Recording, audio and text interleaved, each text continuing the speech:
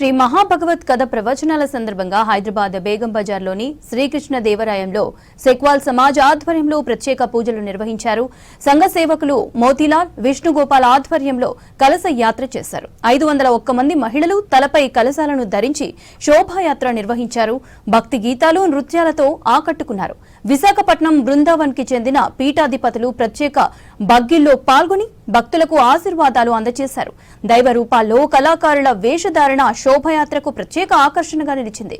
బేగం బజార్లోని ఫీల్ఖానా నుంచి సంగృషి భవన్ వరకు శోభయాత్ర నిర్వహించారు.